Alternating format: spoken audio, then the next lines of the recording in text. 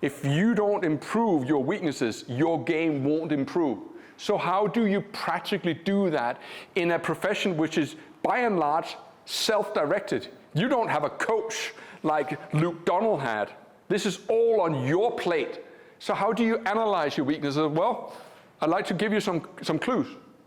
But I warn you, I mean, is the workshop find your inner golden goose slowly and painfully, or find the golden goose in the markets quickly and conveniently? And you know what people will be drawn to. I actually had a second version of that. Work 15 minutes a day in Forex and retire early, 90% success rate. Yeah, that's a lot of people going to sign up for that. Or spend 10, 15 years full of frustration, heartache and setbacks, and maybe you'll make it big. Maybe.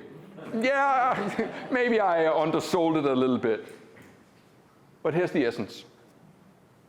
Imagine this chart here. This is from today. Imagine that was part of your repertoire. That repertoire, and I'm not saying that you need to buy a scented candle and place it in a dark room and learn to sit in cross-legged. I'm not. But I am saying, with as much sincerity in my voice and heart as I'm possibly able to muster, that you need to find dedicated alone time where you deeply think about what you would do in situations like that, and you see yourself actually doing it, implementing the trade without hesitation. This is the school run for today. And I would like to tell you the story about David Paul. It's a bit funny, but is again also a good memory to him. David Paul was asked to coach one of South Africa's very, very, very wealthiest diamond traders, the art of trading. And the way David Paul tells the story is that this guy, he was also a former rugby player, as is David Paul. He comes to the house, which again, according to David Paul, is a bit like the house that you see in that American series called Dynasty. It's big. And they sit down together, and David Paul outlines a strategy and saying, we're going to trade this strategy. And the guy, we'll call him John. John says, okay, sounds good. And they sit there and chit-chat, relive and reminisce the old rugby days, and then a setup comes. And they execute the trade, and voila, it's a winner. And John goes, wow, that feels good. And David Paul says, I was never in doubt. Good. Whether it's a few minutes later or half an hour later, a new setup comes up, identical. They execute the trade, but this time, it doesn't go so well. And so now, John is thinking, bearing in mind that this guy is one of the wealthiest people in South Africa, he's got a Learjet parked in the backyard that he transports diamonds up to Amsterdam, and he's trading £2 a point.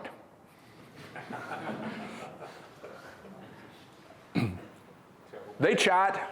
David tries to talk his way through the obstacle that his gentleman is clearly experiencing after one winner and one loser. Warning, there's some foul language coming up. Just warning you, because I have to tell the story how David tells the story. He wouldn't be right otherwise. Another setup comes, and David says, there's the trigger. But John doesn't execute. And David says, no, execute. He said, no, I don't like it. And David, being David, going, don't be such a fucking pussy. Execute the trade. Now, John, as I said, was a former rugby player, and when you reach that kind of wealth in life, you don't take shit from nobody. So he turns to David and said, what did you fucking call me?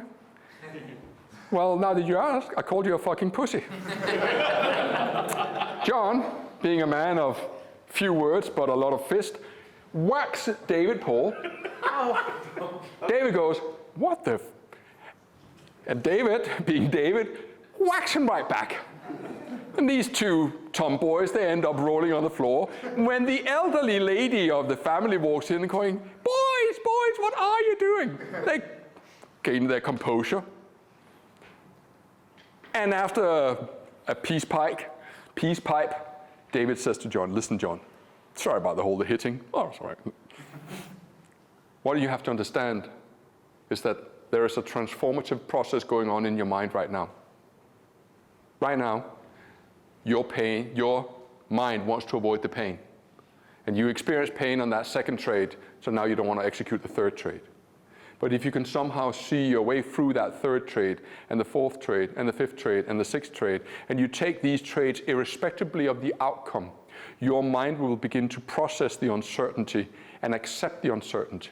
And by the time you get to around the 15th, 16th trade, you will no longer feel that hesitation, that trepidation. You will simply just learn to execute one trade after another. The outcome is no longer dependent on whether you feel joy or sadness. You will become a robot, a process robot, not an outcome-focused robot. And I am sorry about the language, but it lent itself to the story. And so the story goes that they carry on going through the trades over the days that come. And this diamond dealer actually becomes a rather adept gentleman of just following a process.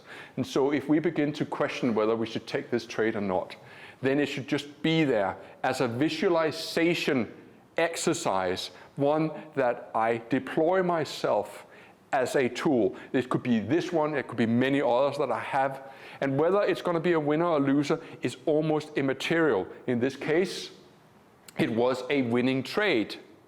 But that's immaterial. What is material is, are you able to see this trade in your mind's eye and hold that discomfort and sit with that discomfort right here in the solar plexus area and hold that discomfort in your mind's eye